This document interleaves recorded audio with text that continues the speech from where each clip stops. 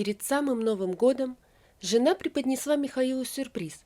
Да такой, что хоть плачь. За плечами 20 лет совместной, как ему казалось, счастливой жизни. Красавица-дочка, которая уже вышла замуж и подарила им внука. Чего бы еще надо? Живи да радуйся. Но не все так было безоблачно. Михаил старался для семьи, многие годы дальнобойщиком работал, месяцами дома не бывал, только бы его семья ни в чем не нуждалась. А оказывается, за его спиной его любимая женушка роман завела. Давно. А ему лапшу на уши вешала. Скучаю, жду, подушка от слез промокла. Все произошло, как в анекдоте. И вернулся муж раньше обычного из командировки. Скандал устраивать не стал. Молча собрал вещи, документы, сел в машину и был таков. Выехал за город и встал. Руки трясутся. Понять не может, как такое могло случиться. Все в дом, все для семьи. И отдыхать жену с дочкой отправлял, и машину купил, и ремонт сделал в квартире. Время пришло, дочь замуж отдавать. Он такую свадьбу закатил. С каждой поездки подарки привозил. Звонил по несколько раз за день, скучал. А она за его спиной шуры-муры крутила. Вот и верь женщинам. Конечно, всякое бывает. И мужики не идеальны. У многих на трассе подружки есть. Но он себя в руках держал. Любил свою жену, берег чувства. А оказалось, все зря. Завел машину, а куда ехать не знает. Мысли в голове мешаются. Злость и разочарование все заглушает. Ничего лучшего не придумал, как поехать на малую родину. Дорога далека, километров 300 придется отмахать. Ну и пусть.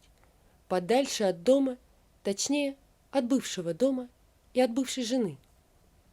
Телефон надрывается. 20 пропущенных. И жена, и дочь названивают. Михаил телефон отключил. Никого слышать не хочет. Это измена, как ушат ледяной воды. Перед глазами вся жизнь мелькает. Вот из ЗАГСа выходят. Вот дочку из роддома забирает. Вот в первый класс ее ведут. Вот он с букетом из поездки возвращается. Все доброе, хорошее, светлое. Как же так получилось, что за всем этим не углядел, что жена его уже и не любит? Теща, царствие ей небесное, не раз свою дочь ругала. Не в деньгах счастье, потеряешь мужа. Негоже, что он месяцами дома не бывает. Так семьи-то и распадаются. Как в воду глядела. Ему и раньше намекали старушки местные, но он не верил. Ни разу ничего не почувствовал, не заметил. А теперь вот едет, куда глаза глядят. Не факт, что дом его в деревне жив. Лет 10 не был. Может, и деревня-то уже вся развалилась. А он едет зимой, да под Новый год. Подарок ему жена замечательный преподнесла. Не ожидал даже. В придорожном магазине закупил продуктов.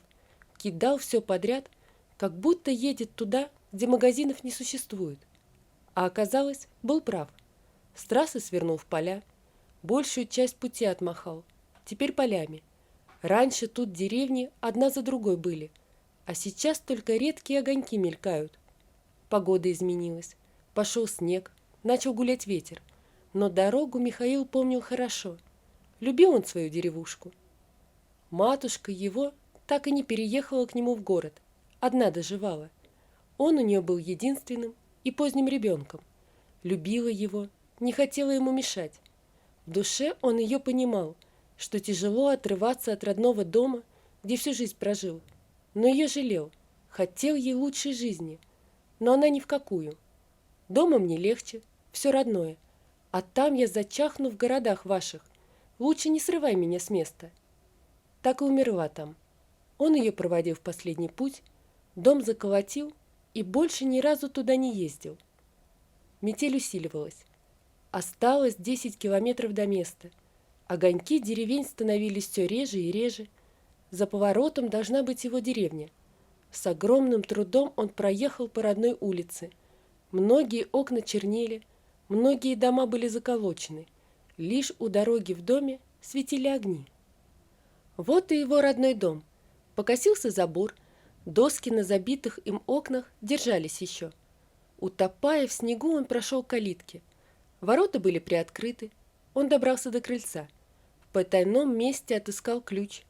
Здесь, в деревне, мало кто закрывал на замок, только уезжая. Он нашел его в чулане. Огромный амбарный замок смотрелся смешно на легкой двери, которую при необходимости легко было снять с петель.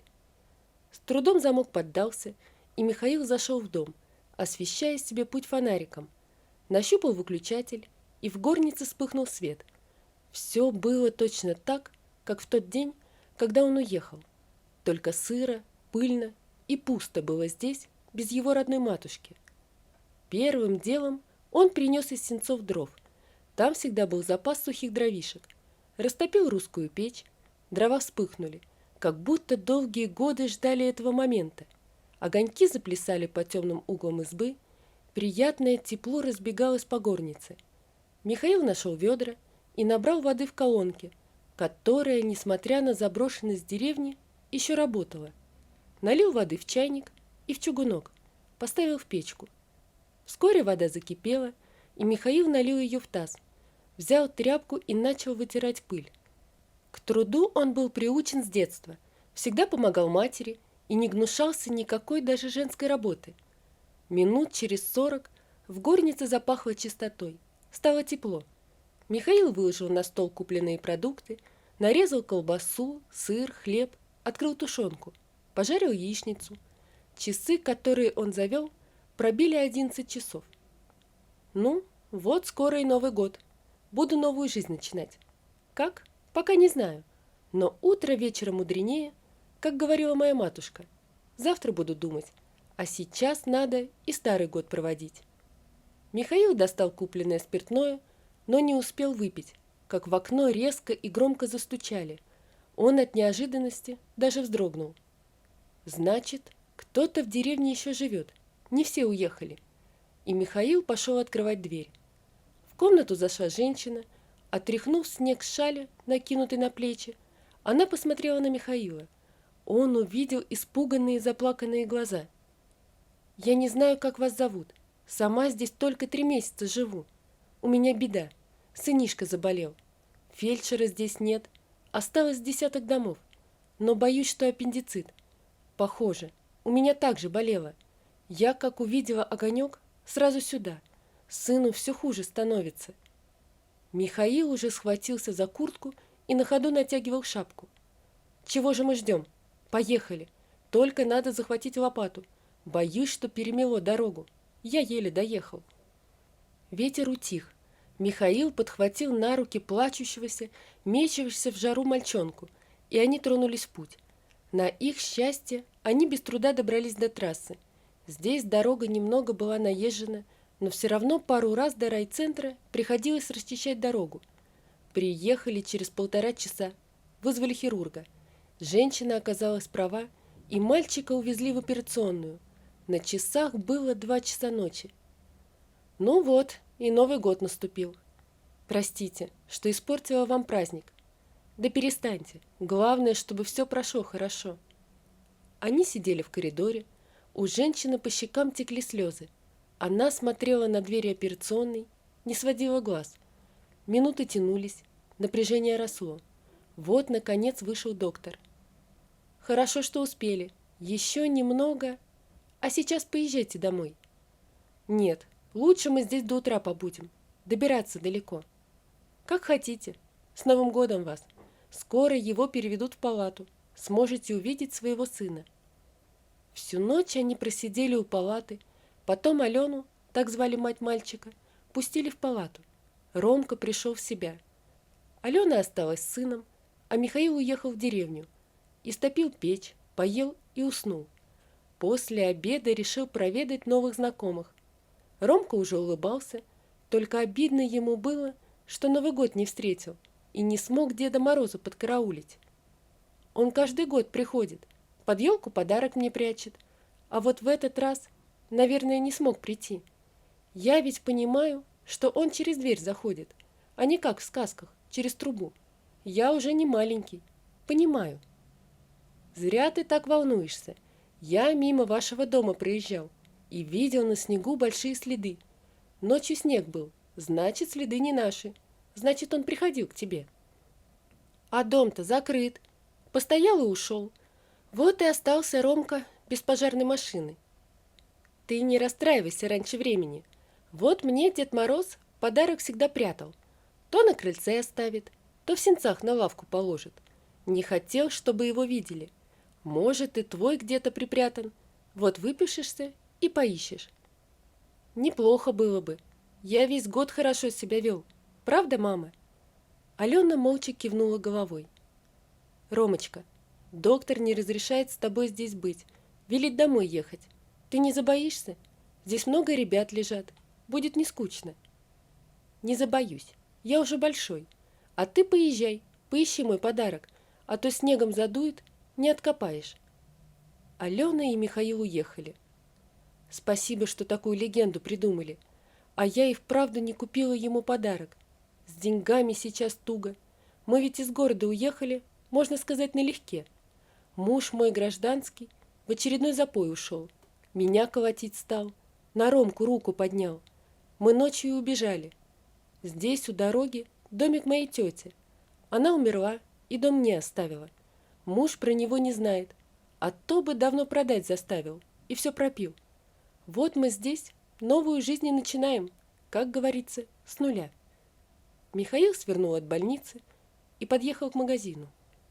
Надо мальцу машину купить, а то перестанет верить Деда Мороза.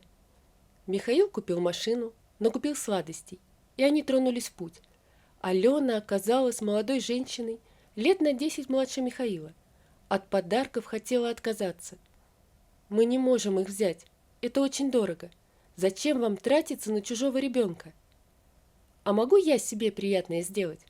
Хоть кого-нибудь осчастливлю в Новый год. Всю неделю Михаил прожил в деревне. Скучать не пришлось.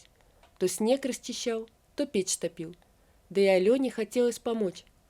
Вот он и дров ей наколол, и тропки расчистил. Да и Ромку надо было навещать. Первый раз один без матери в больнице остался. Швы заживали хорошо. Вскоре мальчика выписали. Он всю дорогу расспрашивал про подарок и очень огорчился, что следы Деда Мороза замело уже. Подарок был спрятан. Ромка начал обследовать сени и нашел в чулане долгожданную игрушку. «Не забыл он про меня!» — радостно закричал мальчик. «Он и правда существует, а Вовка в больнице говорил, что это все враки. Нет, правда, у мамы денег нет купить такую машину. Знаешь, какая она дорогая?» Михаил улыбался. Дарить подарки – это очень приятно. В честь возвращения Ромки Алена пригласила Михаила на ужин. «Спасибо, Алена. Мне сейчас не хватает домашнего тепла. А семья ваша где?» «Была, да сплыла. Можно? Об этом поговорим в другой раз». Вечер пролетел быстро. Ромка, наигравшись, уснул. Если честно, то уходить не хочется, но пора и честь знать. Прощайте, я завтра уезжаю, мне пора в рейс. А можно мы вас ждать будем? Ромка обязательно спросит утром про вас. Ромке привет. Пока не знаю, вернусь или нет. Все так в жизни перепуталось, что сразу и не разберешь. Но вы мне понравились. И Ромка тоже. До свидания. Михаил уехал. Его не было долго. Недели 3 колесил. Но новых знакомых вспоминал часто. Запали они ему в душу. После рейса заехал в город. Повидался с дочерью. Внуку гостинцы привез. К жене не заезжал. Сообщил только, что подал на развод. Что делать дальше не знал. Неделю выходных заработал, а куда ехать не знал. Переночевал у дочери ночь, а потом поехал опять в деревню. Тянуло его туда. Из головы Алена не выходила. Ромка встретил его около дома, как будто ждал. Протянул руку, по-мужски поздоровался. «Долгонько вас не было. Мама вас заждалась». «Что, прям так и говорила?» «Нет, не говорила. Но я уже большой, понимаю все. Скучает она без вас. Каждый раз к окну подходит, когда мимо машина проедет. Ты иди в избу-то, вам поговорить надо, а я еще погуляю. Что ж, не понимаю, что ли?» Михаил зашел в дом. Алена поздоровалась и отвернулась к плите. Начала что-то мешать в кастрюльке. А я думала, что не приедешь больше. Что здесь делать, в этой глухомане? Зря ты так. Обдумать надо было все. Ведь 20 лет не шутка прожить с женой. А тебя я не забывал, вспоминал часто. Примешь? Алена подняла голову, посмотрела в глаза Михаилу, а потом прижалась к его груди. Они стали жить вместе. Летом Михаил подправил дом своей матери, воду провел, баньку отремонтировал. Обживаться стали. Купили кур, козу, огород разбили. Аленин дом сдали под дачу. Места-то там красивые. Желающие отдохнуть от городской суеты есть. Жизнь стала налаживаться. Ромка от Михаила не отходил и вскоре папкой стал звать. Жизнь – штука сложная. Не знаешь, каким боком повернется, какой сюрприз преподнесет. Вот такая история, друзья. Напишите, пожалуйста, что вы думаете об этой истории. Не забудьте подписаться на канал и поставить лайк. Всего вам доброго. До свидания.